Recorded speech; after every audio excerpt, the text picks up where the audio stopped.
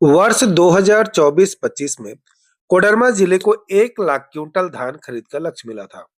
उस दौरान सरकार द्वारा धान का न्यूनतम समर्थन मूल्य 2,300 रुपए प्रति क्विंटल निर्धारित किया गया था, लेकिन जमीनी स्तर पर बिचौलियों ने किसानों को बरगलाकर 1,600 से 1,700 रुपए प्रति क्विंटल में धान खरीदा, जिससे किसानों को नुकसान उठाना पड़ा था। ये धान जो उगाते हैं आप लोग इतना मेहनत करते हैं तो धान बेचते कहाँ है? यही पैकारों में दे देते हैं, गोदाम में। तो गोदाम में क्यों देते हैं, पैक्स में क्यों नहीं देते हैं? फैक्स में वो पैसा मिलता है लेट से, और हम लोग का पैसा रहता है जरूरी। अभी गेहूं लगाना है, सरसों लगाना है, ट्रैक्टर वाला को पैसा देना है, झराए वाला को पैसा देना है, तो सब कहाँ से आएगा? किसान को तो यही है, बाहर का तो 1 रुपया इनकम है नहीं। इस वर्ष जिला प्रशासन द्वारा गांव-गांव चलाए गए जागरूकता अभियान का सकारात्मक असर देखने को मिल रहा है। सरकार ने इस बार धान का न्यूनतम समर्थन मूल्य बढ़ाकर 2,450 रुपए प्रति क्विंटल तय किया है। अब किसान बिचौलियों के बजाय पैक्स के माध्यम से ही धान बेच रहे हैं और भुगतान सीधे उनके खाते में एकमुश्त किया जा रहा है। प्रशासन के अनुसार धान खरीद प्रक्रिया की लगातार निगरानी की जा रही है, ताकि किसानों को उनकी उपज का पूरा मूल्य मिल सके। इस बार खेती हुआ कैसा हुआ? खेती इन साल अच्छा हुआ। पिछले साल हुआ था भी ठीक खेती, लेकिन हम लोग उतना जानकारी नहीं था कि फैक्स में डालने से क्या होता है ऐसे, लेकिन हम लोग जल्दीबाजी में बेच देते हैं। गेहूं लगाना पड़ता है ना, ट्रैक्टर वाला पैसा देना पड़ता है, घर में भी खर्चा रहता है। और इन साल बाद सोच लिए कि फैक्स में डालना ही जरूरी है, कि पैसा इकट्ठा आएगा, कोई काम हो जाएगा। तो क्या कैसे मालूम चला आपको कि पैक्स में देने से ज्यादा पैसा मिलेगा? सुनते हैं कि वहाँ पैसा ज्यादा मिलता है, यहाँ 17 रुपये किलो है, और वहाँ जो है इसे 24.5 का है। तो 1 महीना लेटो से मिलेगा तो हम लोग का चलेगा, लेकिन पैसा तो आ रहा है। पैक्स आपके घर के नजदीक है? हाँ, नजीक है, ये है करीब 2 किलोमीटर आगे है। तो वहाँ ले जाकर पहुँचा देंगे।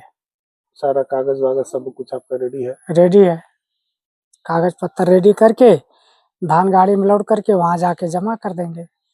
वहाँ से फिर उसको कागज पत्तर बना के देगा, हमारा बैंक का खाता उता ले करके देगा, तो उस पर बोलेगा कि इतना दिन में पैसा आपको खाता में चल जाएगा। जब से फैक्स खुला मैं फैक्स में ही देता हूँ, बाजार में नहीं देता हूँ। बाजार में क्यों नहीं देता? बाजार में नहीं देते हैं, जो बाजार में खरीदने वाले हैं ना, उन लोग कुछ डंडी भी मार लेते हैं, कांटा कुछ गड़बड़ कर देते हैं। और यहाँ का जो है ना ईमानदारी, ये मुझे अच्छा लगता है। कई बार आज तक ऐसा कोई धोखाधड़ी नहीं हुआ, इसलिए मैं यहीं देता हूँ। टैक्स नहीं था तो तब बेचते थे, तब चाहे जो भी हो, बाजार में भी ले जाकर बेचते थे। कोई खरीदने वाला आता था तो घर में भी देते थे, लेकिन जब से खुला तब से मैं कहीं और नहीं देता हूँ। कहीं और नहीं देते? नहीं।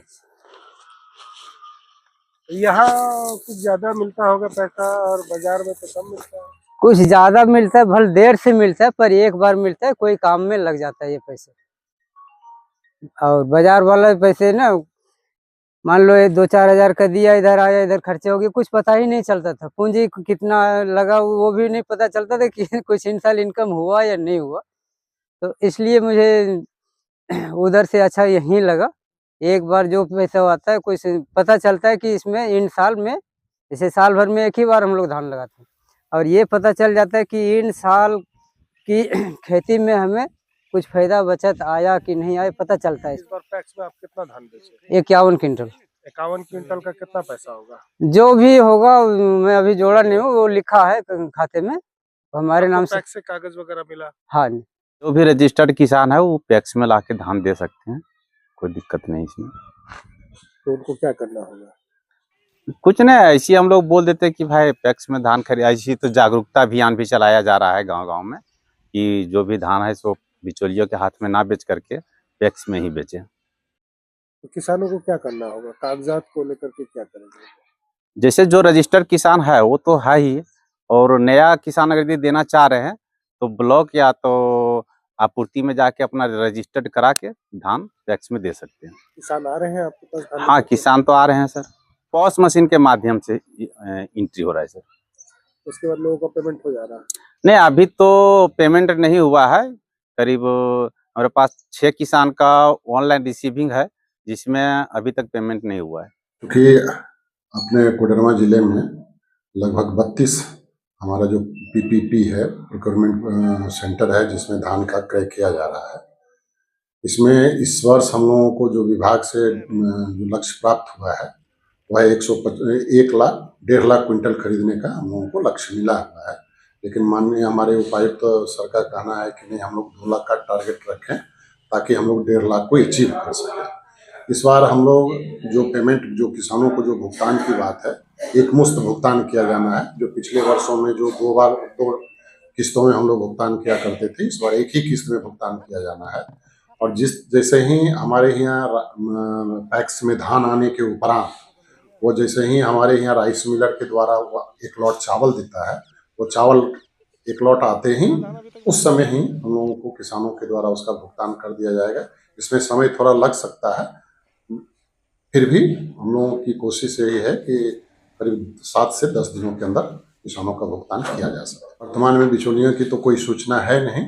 अगर ऐसी कोई सूचना होगी, निश्चित रूप से जिला प्रशासन के द्वारा इस बार काफ़ी कड़ा कदम उठाया भी गया है, उठाई भी जा रही है। और इस बार मुझे नहीं लगता है कि जैसे पूर्व के वर्षों में बिचौलिया हावी हुआ करते थे, इस वर्ष में उतना होगा। किसानों को यही संदेश देना चाहेंगे कि आप धैर्य रखें। बाजार में उतना मूल्य उन लोगों को नहीं मिल पाएगा, इसीलिए आप लोग साफ सुथरा और अच्छा धान पैक्स में लाएं, ताकि आपको 2450 के दर से आपको धान का सही मुआवजा मिल सके, ताकि सरकार की जो योजना है उसको सफल बनाया जा सके।